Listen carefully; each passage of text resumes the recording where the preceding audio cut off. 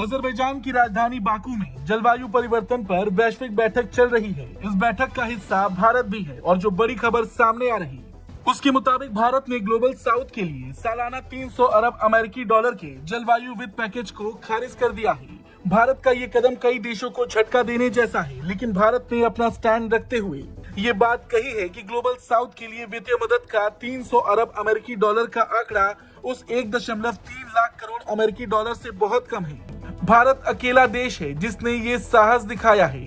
इनसे बात ये करेंगे कि बड़ी खबर ये है कि इंडियन गवर्नमेंट ने 300 बिलियन डॉलर रिजेक्ट कर दिए हैं। वो 300 बिलियन डॉलर कहां से मिल रहे थे, किसको मिल रहे थे, किस वजह से मिल रहे थे जो इंडिया ने रिजेक्ट किए, इसके ऊपर आबिद अली भाई से बात करेंगे। दोस्तों, भारत ने 300 अरब डॉलर का जो क्लाइमेट डील है ग्लोबल साउथ के लिए एट द COP29 उसको रिजेक्ट कर दिया, लेकिन पाकिस्तान को कोई मसला नहीं है। हालांकि मेरी स्टडी के मुताबिक पाकिस्तान का जो क्लाइमेट फाइनेंस गैप है that is 348 billion dollar by 2030। Pakistan को अकेले इतना जो है वो पैसा चाहिए। तो हिंदुस्तान इस टाइम क्या पावर बन चुका हुआ है कि उसने 300 बिलियन डॉलर को रिजेक्ट कर दिया। यार क्या बात है यार। अब इंडिया आप चाहे उससे हमारा दुश्मन है, लेकिन वो तरक्की कर गया है। उसकी मैशियत देखे कहाँ जा रहा है, वो आईटी में कहाँ जा रहा है, इंटरनेशनली। मोदी ट्रम्प सदर बना है, हमारे वजीर आजम को उसमें मुंह नहीं लगाया, लेकिन मोदी से उसने फोन पे बात की है। ऐसे ही है। यूरोपियन कंट्री देख ले, इवन चाइना देख ले, फौजें एक दूसरे को लड़ रही हैं, लेकिन अब आपस में ट्रेड। और चाइना ने रिसेंटली जो कब्जे की जारी किया, हम सबसे ज्यादा उसके मकरूज हैं। अच्छा। देखे वो दोस्ती। हाँ, बड़ी खबर ये भी मैं समझता हूँ इसके ऊपर बात करनी चाहिए। इन्होंने ये बात की है कि चाइना ने एक लिस्ट जारी की है पूरे दुनिया के जितने कंट्रीज हैं जिन्होंने चाइना का कर्जा देना है, चाइना के पैसे देने, और पाकिस्तान का नंबर कितने नंबर पहले नंबर पे। हिंदुस्तान अपने कश्मीर में लग्जरी किस्म की ट्रेन चला रहा है, VIP किस्म की ट्रेन ये जनवरी में स्टार्ट कर रहा है। खबर पूरी दुनिया में जाएगी, पूरी दुनिया में खबर जाएगी।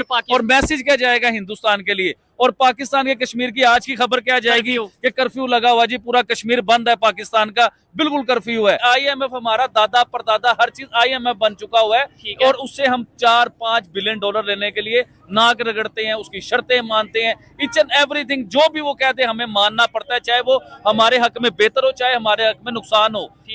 हेलो दोस्तों, जैसा कि आपने हाईलाइट में देखा, भारत ने ग्लोबल साउथ के लिए 300 अरब अमेरिकी डॉलर मुहैया कराने के वित्त समझौते को खारिज कर दिया। भारत ने सालाना कुल 300 अरब अमेरिकी डॉलर मुहैया कराने के लक्ष्य से 2025 तक हासिल करने के जलवायु वित्त पैकेज के रविवार को यह संयुक्त राष्ट्र जलवायु सम्मेलन में खारिज कर दिया और इसे बहुत कम एवं बहुत दूर की कौड़ी बताया। वित्तीय मदद के 300 अरब अमेरिकी डॉलर का आंकड़ा उस 1.3 लाख करोड़ अमेरिकी डॉलर से बहुत कम है, जिससे मांग ग्लोबल साउथ के देश जलवायु परिवर्तन से निपटने के लिए पिछले 3 सालों से कर रहे हैं। ग्लोबल साउथ के संदर्भ दुनिया के कमजोर विकासशील देशों के लिए दिया जाता है। आर्थिक मामलों में विभाग के सलाहकार चांदनी रैना की भारत की ओर से बनाए देने की उन्हें कहा समझौते के अपनाने से पहले अपनी बात नहीं रखने दी, जिसकी वजह से प्रक्रिया उसका विश्वास कम होगा। तो दोस्तों, वीडियो देखते हैं कि कैसी पाक मीडिया इस पर क्या रिएक्शन देता है और उनका क्या कहना है इस वीडियो के बारे में।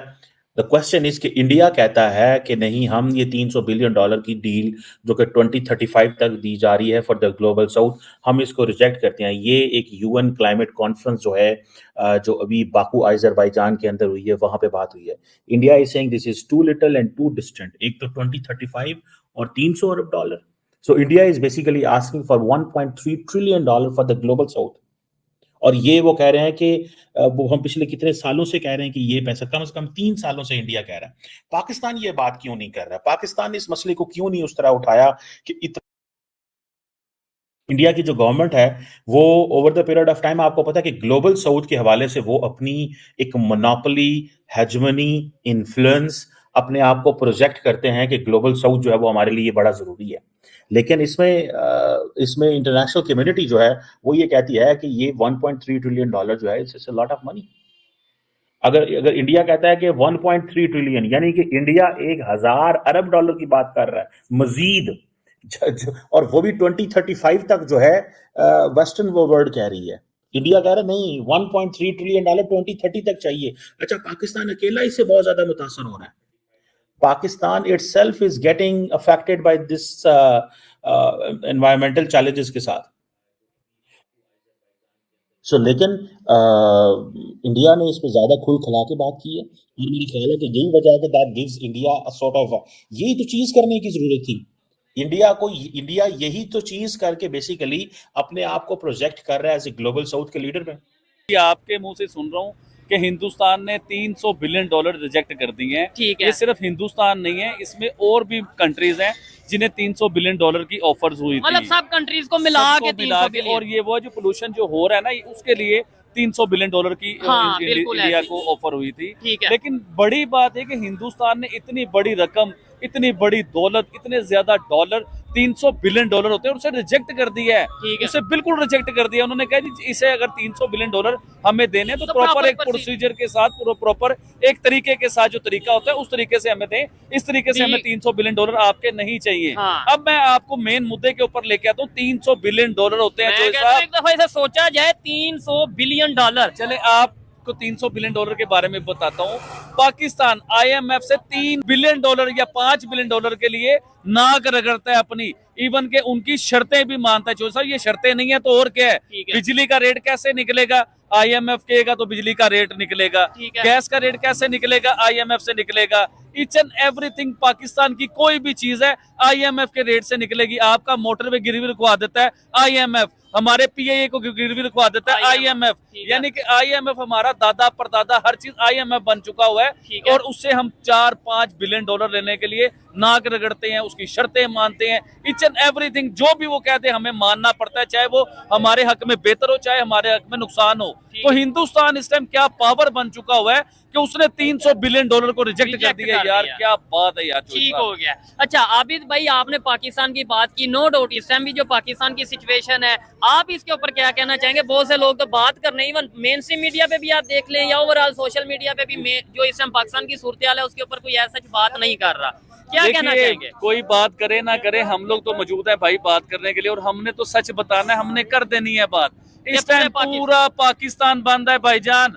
आप इधर से इस्लामाबाद नहीं जा सकते, आप इधर से कराची नहीं जा सकते, इवन के आपको अपने घर इमरजेंसी में जाना पड़ जाए ना गुजरावाला, तो आप गुजरावाला नहीं पहुंच सकते हैं।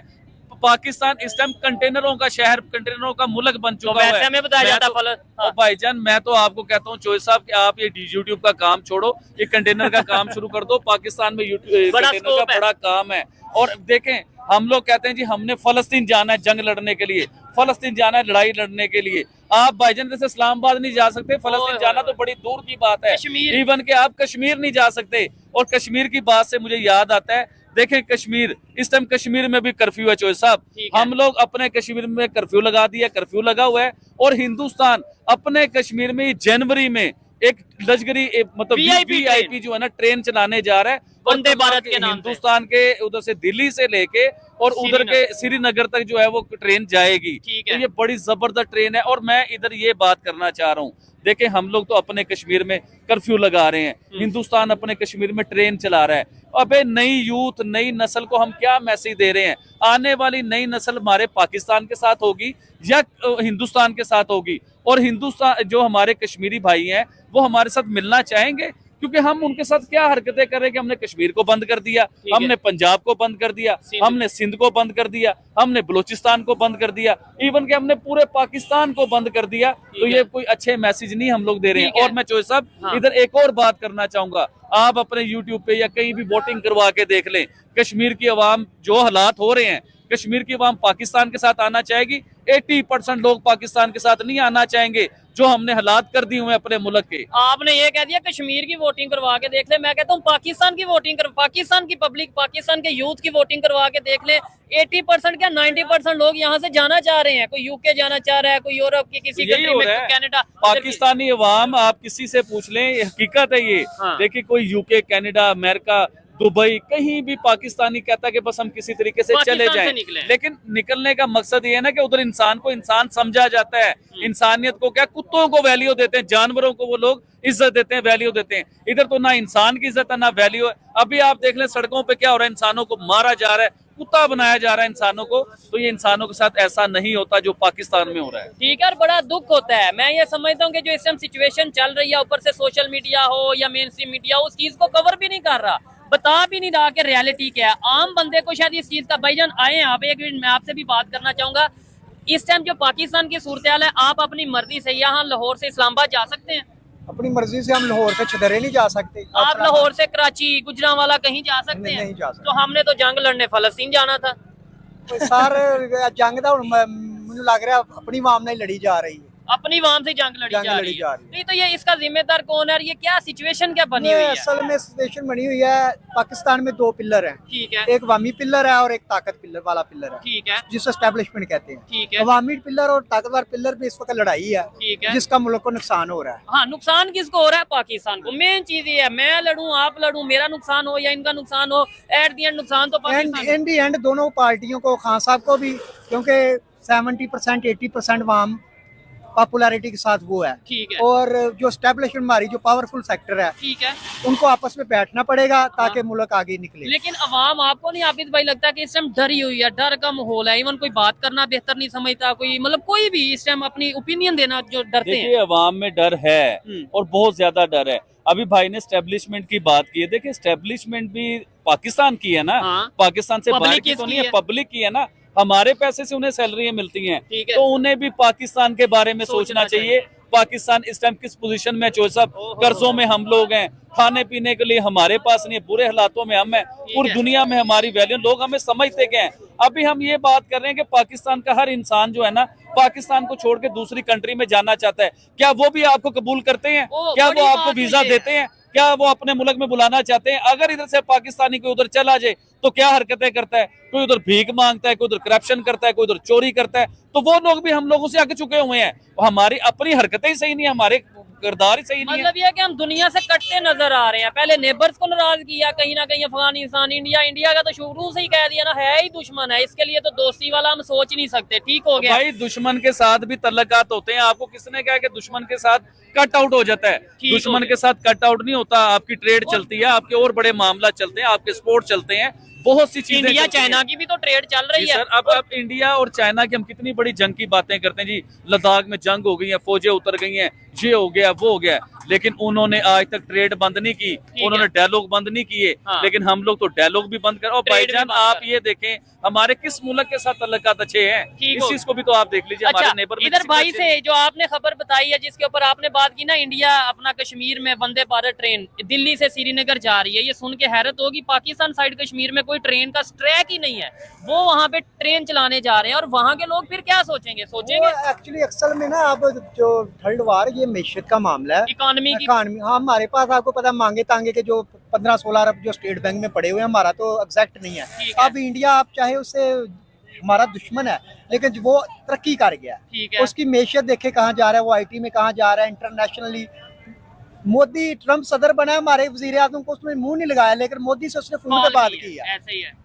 यूरोपियन कंट्री देख ले, इवन चाइना देख ले, फौजें एक दूसरे को लड़ रही हैं, लेकिन अब आपस में ट्रेड। और चाइना ने रिसेंटली जो कर्जे की जारी किया, हम सबसे ज्यादा उसके मकरूज हैं। अच्छा। देखे वो दोस्ती। हाँ, बड़ी खबर ये भी मैं समझता हूँ इसके ऊपर बात करनी चाहिए। इन्होंने ये बात की है कि चाइना ने एक लिस्ट जारी की है पूरे दुनिया के जितने कंट्रीज हैं जिन्होंने चाइना का कर्जा देना है, चाइना के पैसे देने हैं, और पाकिस्तान का नंबर कितने नंबर? पहले नंबर पे। देखिए हम चाइना दोस्त कहते हैं, देखिए हमें इससे बाहर निकलना चाहिए। ठीक है, वो हमारा नेबर है, ये नहीं हम कह रहे, लेकिन दोस्ती जो होती है, देखिए अगर दो सक्के भाई भी है ना, अगर एक भाई की जेब खाली है ना, वो सक्का भाई भी उसके साथ सही बर्ताव नहीं करे। हमें अपने मामला ठीक करने चाहिए, और जिसको वाम लाए वो आए, डेमोक्रेसी। अच्छा आबिद भाई, ये जो दोस्तों जैसा कि हमने वीडियो में देखा, उन्होंने कहा कि ये संवेदनशील पालन करने के देश के रुख सम्मान न करने जैसी कई घटनाओं को पुनरावृत्त करना। हमने अध्यक्ष को सूचित किया था कि हमने सचिवालय को सूचित किया था कि हम कोई भी निर्णय लेने से पहले बयान देना चाहते हैं, लेकिन ये भी सभी देखें कि यह सब कैसे पहले से तय करके किया गया है। हम बेहद निराश हैं। रैना ने कहा कि यह लक्ष्य बहुत छोटा और बहुत ही दूर की कौड़ी है। उन्होंने जोर देकर कहा कि इसे 2035 तक के लिए निर्धारित किया जाएगा। यह जो बहुत दूर की बात है। रैना ने कहा कि अनुमान बताते हैं कि 2030 तक प्रतिवर्ष कम से कम 1.3 लाख करोड़ रुपया अमेरिकी डॉलर की आवश्यकता होगी। 300 अरब अमेरिकी डॉलर विकासशील देशों की जरूरत प्राथमिकता के रूप में नहीं है। यह CBDA साझा लेकिन अलग अलग जिम्मेदारी और समानता के सिद्धांत के साथ अनुरूप है। इस दौरान राजकीय नागरिक समाज के सदस्यों को, पत्रकारों के भरे कक्ष में भारतीय वार्ताकार को जोरदार समर्थन मिल रहा है। उन्होंने कहा कि हम इस प्रक्रिया को बहुत नाखुश और निराश इस एजेंडा को अपनाए जाने की आपत्ति जताते हैं। नाइजीरिया ने भारत का समर्थन करते हुए कहा कि 300 अरब अमेरिकी डॉलर का जलवायु वित्त पैकेज एक मजाक है। मालवीय और बल्गेरिया में भी भारत को समर्थन दिया। रैना ने कहा परिणाम विकसित देशों की अपनी जिम्मेदारी को पूरा करने का निश्चित स्पष्ट रूप से दर्शाता। उन्होंने कहा कि विकासशील देश जलवायु परिवर्तन में सबसे अधिक प्रभावित हो रहे हैं। उन्हें अपने विकास की कीमत पर कम कार्बन उत्सर्जन वाले माध्यम अपनाने के लिए मजबूर किया जा रहा है। उन्हें विकसित देशों के बनाए गए कार्बन सीमा सम्मेलन के तंत्र जैसे एक तरफा कदमों के समान करना पड़ रहा है। रैना ने कहा कि प्राथमिक परिणाम विकासशील देशों को जलवायु परिवर्तन के लिए अनुसार ढलने की क्षमता की ओर अधिक प्रभावित करेगा तथा जलवायु के संबंधित महत्वाकांक्षाओं और विकास पर अत्यधिक असर डालेगा। तो दोस्तों वीडियो कैसा लगा अपनी राय कमेंट बॉक्स में जरूर दें। वीडियो पसंद आए तो लाइक और सब्सक्राइब करना ना भूलें।